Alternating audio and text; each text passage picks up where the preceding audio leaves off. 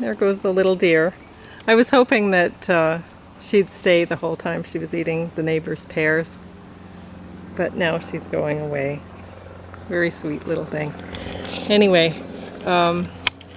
maybe the little guy will come back. I'm not sure.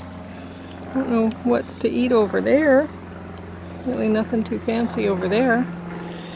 Anyway, James is having pomegranate avocado tabbouleh. We'll see how he likes that. And some strawberries and some smoothie.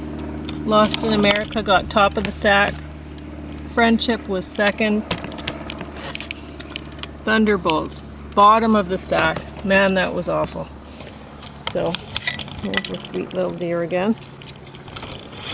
And I'm gonna start reviewing. Maybe you'll be able to see the deer in the background. I don't know. That'd be nice if you did. So, the smoothie has fruit juice concentrate in it to sweeten it, and quite a lot of spinach, some strawberries, what else? Evans cherries, almond milk, a little bit of yogurt. But I think I'm going to be putting avocado in James's smoothie tomorrow. So we'll see how he'll like that. He doesn't like yogurt. It went further. It went. So you did get a picture of it, though. Yeah, but it was quite far away by that time. It's too bad because it wasn't afraid of us and it was just hanging out right behind. Yeah, I knew it would take off. Oh, that's very nice. It's just rolling along. Yeah. All right, but at least you got a picture. Oh, you can see it there. Yeah. Very sweet little deer. It's a bad street for it to be on people's feet. I don't know. Do you think it's one of the ones belonging to that? I think so. Well, where is she and her other little one? Oh my God! Here comes It's fine. It's just going to be a bunch of noise. Oh, maybe he's going to park in the alley. He doesn't realize we're here. Doesn't Otherwise, matter. he'd come here. So, Lost in America. This was written by Albert Brooks, directed by Albert Brooks, and Albert Brooks is the main star in this. So he was, I don't know, I guess talented in many ways. It's a kind of interesting story. It says it's a hysterical satire of Reagan-era values, and I don't think it was hysterical, but it was funny. It was done in 1985, and I don't know that it was really Reagan-era values. I'm not sure if I agreed with that. They buy a Winnebago and follow their Easy Rider fantasies of freedom. That's hilarious. Yeah. Take off an Easy Rider. Yeah. That is fun. But with a giant Winnebago, right? Yeah, I know. So what happens in it is really it seems sort of, to me anyway, it seems sort of anti-Reagan era values. They're leaving their cushy jobs that they had. Like he was in advertising, and he made $100,000 a year in advertising, and then Back then, that was a lot. yeah, and she did something with PR, you know. Well, I can't remember. they're not representing it. They're representing a move away from, just like Easy Rider was a move away from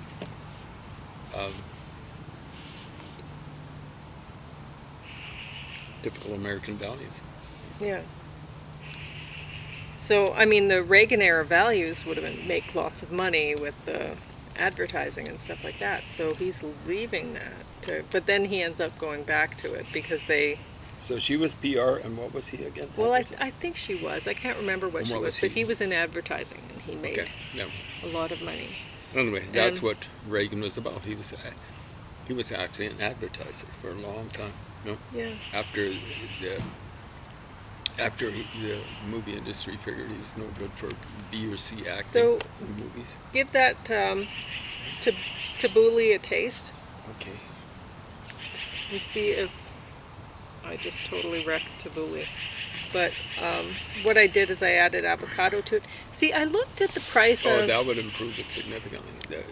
Tabbouleh's kind of lean on the fat oil type of thing. So Well, it's supposed to have olive oil in it, there we go. quite a So lot. there And we go. I've been looking at the price of olive oil, and I'm like, I just can't do it. I can't do it. But I put pomegranate in it and avocado today, and I mean some lemon juice so that the avocado wouldn't turn black as fast. Tastes plenty fine. Okay. See, I was thinking, I once tried a recipe for guacamole with pomegranates in it, and I thought, wow, this is really good. And I never would have thought of putting pomegranates in guacamole. So I thought, why not? Pomegranates were on sale, and there were Caribbean avocados were on sale for $1.94 each, which still seemed expensive to me. But um, I remembered um, a story that my ex had told me about. His mother had dated a guy from Jamaica, and he was laughing about the avocados that we have here in Canada because he was like, we feed those to the pigs. And he was saying the avocados they have are big, and they're big avocados, Caribbean ones. So I thought, well, I may as well try it out. And one avocado was enough to do. I don't know if you saw that big container that I've been reusing from, like it's one of those Costco flat containers for the tabbouleh salad.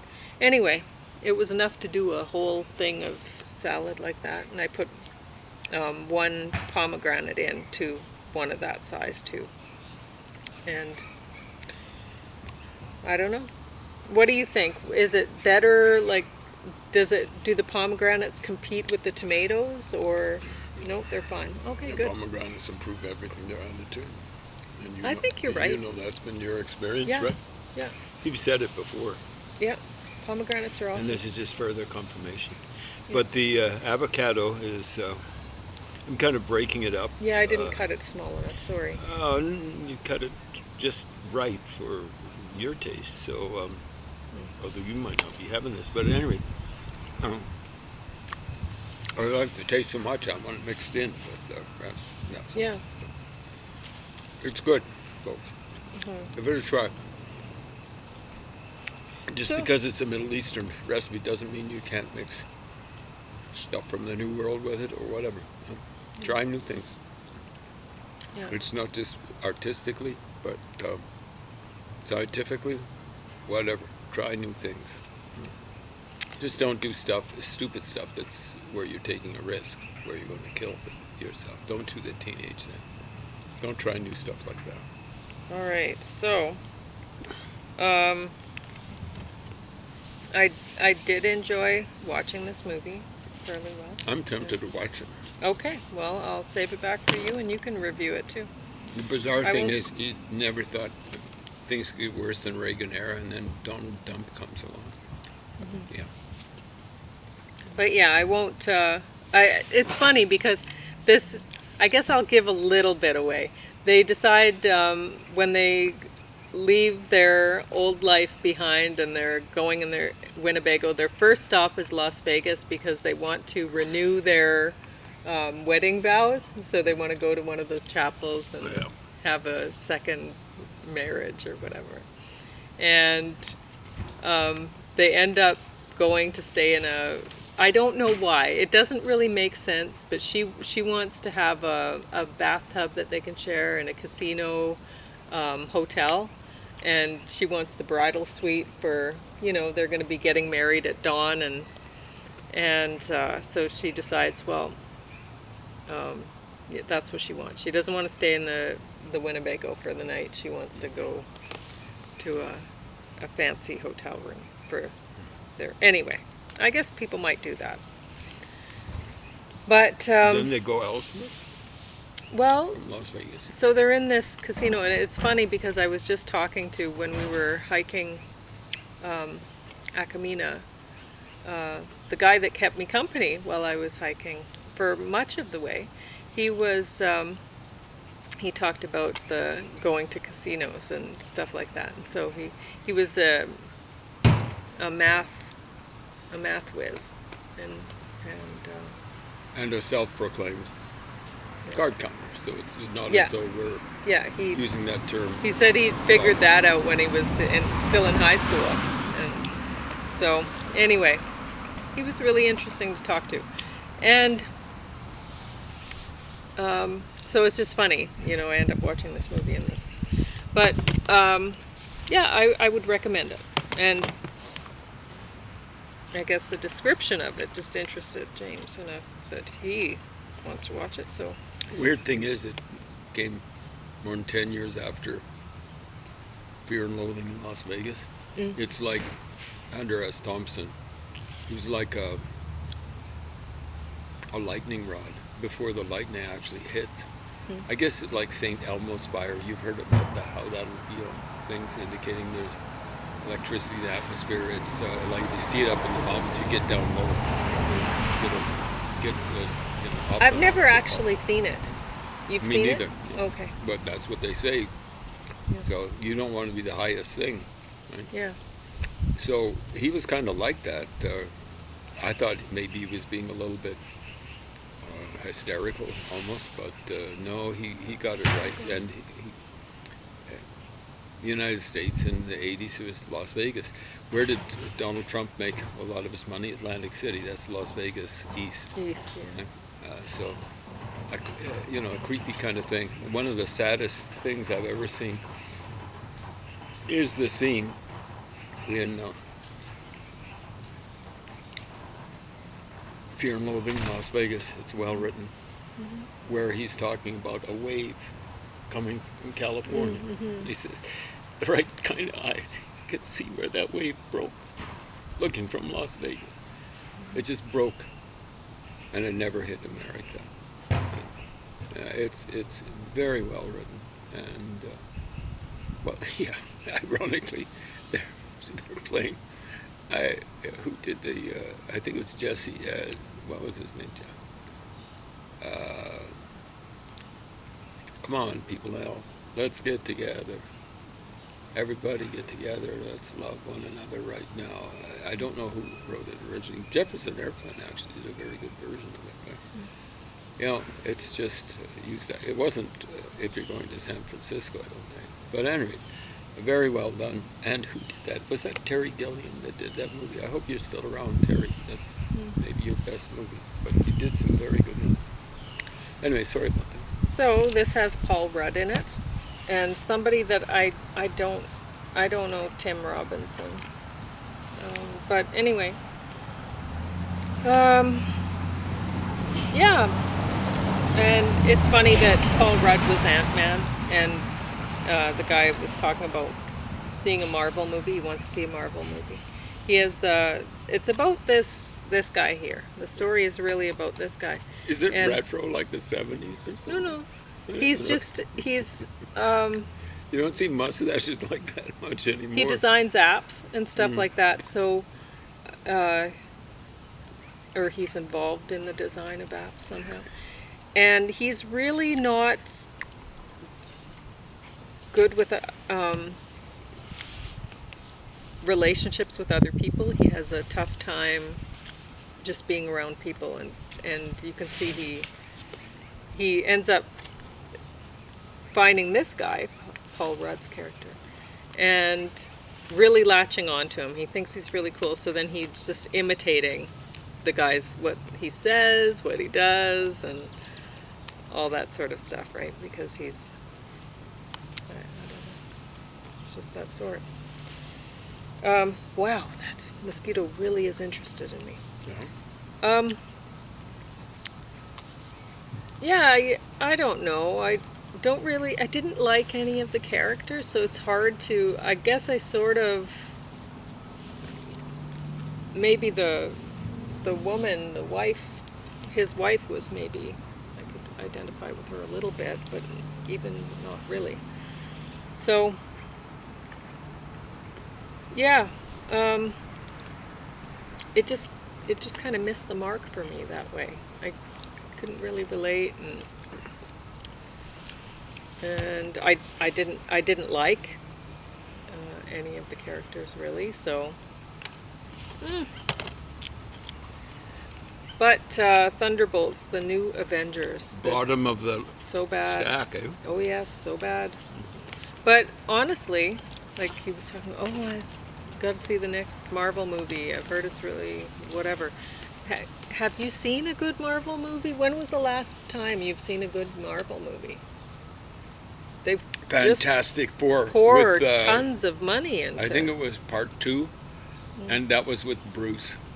Okay. That's how long ago it was. Okay. So that's like So more than 20 years ago. it's been a long time. I can't Yeah. really say that I've been thrilled with any Marvel movie. Well, I like that one. You know, it had a good thing in No, there I'm saying for a long recently. time. There we go. Yeah, this, I guess they were trying to say something a bit political here. You follow, first you have this blonde woman here, who's in the middle. She's has a Russian accent, so she's a Russian woman, and then there's her dad over there, so he's a Russian guy. And so you have this politician played by Julia Louis-Dreyfus, who I think she's supposed to be the president at the time or something like that. I don't know. I wasn't really. I think I heard that in the background. Yeah. Sounded a bit like And Hillary so she Clinton. was she was about to be impeached. So they were kind of playing with that whole Trump impeachment thing and whatever. I think it's more like Hillary Clinton. Yeah. That too. Some stuff. This is very recent, you think? Like it's current? Well, I think it's more to do with Trump because then, like at the end, you have the woman who's the Russian in this new Avengers thing. She says to Julia Louis-Dreyfus something like, "We own you now," something like that, right? So, but I don't know. Whatever. It's however you want to look at it, it's just bad. It's not entertaining. They poured money into it. Why? I don't know. I mean, if there's a lot of action, whatever, a lot of special effects, there's just not enough story or interest for anyone to care. So, I mean, one of the problems is the all-powerful guy who's like he has so many powers, he could do anything. He's like a god or whatever. Like And Superman? he says so. Which one is that? The guy in the background there. Oh my God. So He looks like a really maladjusted teenager. yeah, well, he has some mental problems, but Oh, okay. I mean, all-powerful is boring, really. This is true. Yeah. You gotta have some serious weaknesses, and I guess his weakness is he has mental problems, but so he has a dark side, whatever. It's Has a just what? boring. Boring. And with these superhero movies, they're long, so long and boring. James was commenting on Captain America's costume, and it's like, you look at this and say, where's the color? Well, they had to throw a yellow background here because it's just gray. It's just a gray blur of superheroes in the Gotta middle. start using bleach in their wash. Come on now. Yeah. This is awful. Like Somebody needs to polish it. You guys making Marvel movies? You see here what Pauline's wearing? That color of blue? See this color of blue? See this red? I'm dressed more like a superhero than these idiots. Pauline. Yeah, the gray. I mean, it's like, this is how bad guys dress. And I guess they're playing with that in this thing because they're saying these guys, oh, they killed people, they were assassins, whatever, cleanup crew. But, oh, it's okay because they had a bad life. They had, they lived a bad life, and so so much bad was done to them. This is just how they ended up. And we're supposed to go, okay, I guess that makes them heroes then, or something. It doesn't. they're not heroes. Yeah, Joseph Stalin was beaten very badly by his father, a shoemaker by trade, and his mother. He'd see his mother beaten up by the father. That doesn't excuse him. There are lots of, people say, oh, people lost their parents.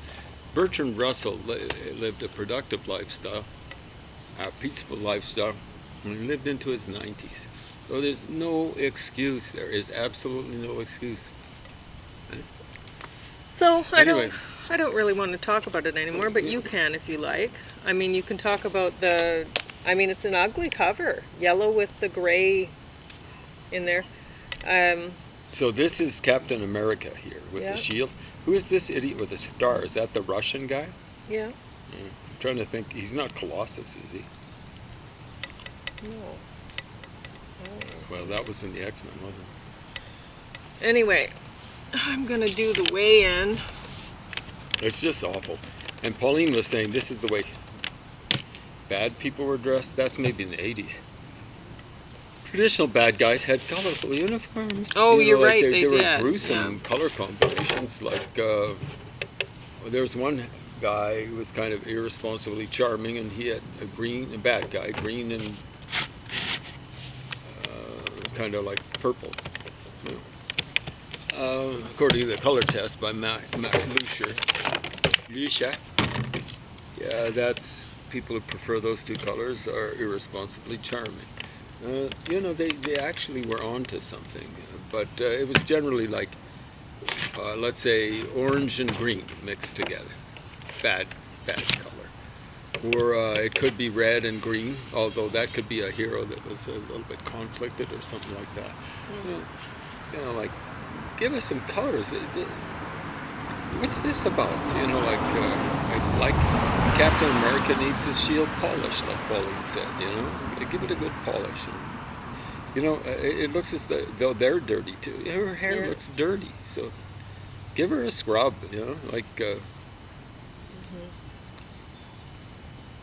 It's just Yeah, the garbage. cleanup crew needs a cleanup. Yeah, take a big fire hose to. Anyway, check this out. This is a preview. Picked this up last month at a half-price sale. Used books, and this one too. Pauline will be doing a review fairly soon. Maybe. James used to like dancing. Not really. Well. I took dance. Yeah. It was. My ex and his sister, they knew how to lambada. Tanec lambada, hachu tancevaj. That's an actual song, a Russian song. I translated it in English. Oh. Tanec means dance, or you dance. It's like an order. And lambada, there it is. So it was around 1991. It's a little bit after. The Russians were a little bit after. And then hachu means I want. And tancevaj is to dance. So it's tanec, that's you dance. Tancevaj means to dance. But you can hear the tanz in there, which is, I suspect, taken from the German for dances. Dancing. Okay? Anyway, there you go. You got that for free. Hopefully I don't have to pay any money to the folks. But that came my parents would never have danced. My dad would have thought it was just... He would have been embarrassed, I think. Well, he would have thought it was... Oh, yeah. Yeah, he wouldn't have liked it. He was very religious. And anyway, so I was raised a lot by my dad. He was the homemaker for much of my childhood. And so, yeah, when I saw my ex and his sister dancing the lambada, I was totally scandalized. I was like, siblings don't do this, or whatever. But I guess they did. It Anyway. wasn't like this kind of stuff, though, was it? A little bit that way? Well, I okay. guess so. Anyway, I'd find that a bit creepy, I gotta admit. Anyway, yeah, Well, you were raised much like me, so... Yeah. At any rate, I like dancing. it's the lowest form of art for me. There are things that are way more important. Poetry is the highest as far as I'm concerned. Well, it is because it combines much more intellectual things with music. I almost don't consider prose. I mean, it's intellectual, but I almost don't consider it art because it's so artless. Um, yeah. So I'm sure a lot of prose writers are up in arms about that, but that's okay. You just be up in arms, but just leave me out of it. Anyway, funny things happen Someone's in the calling neighborhood. about something. People honking, people. I just hope they leave the deer alone. All But right. what I was going to say is I would have loved to have been able to dance, but I had trouble with my back. It was Yeah. probably early signs of my bone marrow cancer. Eventually, of course, I suffered 5 fractured vertebrae, compression fractures and stuff like that. It almost hurts to think about dancing, but I have taken ballet. I've taken modern dance and jazz dance. Frankly, I don't see much difference, but I've taken it. I think they're the same kind of dance, but under those 2 different titles. And I've taken social dancing, stuff like that, which the traditional things, and everything from I want to say jiu-jitsu, but the stuff that they did in the 50s. They were actually doing it in the 40s too. They just made it maybe a little more energetic in the 50s. And a lot of the traditional ones. Never got around to the. Well, we did. Did we do the rumba? Definitely did the samba, cha-cha-cha. I think it was the rumba too. We never got around to doing salsa dancing. I don't think it really existed then. Anyway, that's even in the 70s. Well, it was just starting. I was hearing about it in the early 70s in Rolling Stone magazine. But the music. Yeah, so I've taken a fair amount of dance and stuff like that. 2 different, let me see, 3 different dance companies. One at the university, one at Bowman, and one at downtown. I've forgotten what it was called. Oh, it was Studio something or other, but I don't know, Studio 81. Anyway, they all treated me well, and so on and so forth. So I was actually in a dance production. Okay, well, I'm going to go tend to the garden. So you can talk about whatever you want. Yeah. Well, a lot of stuff I really don't want to talk about, but I have to.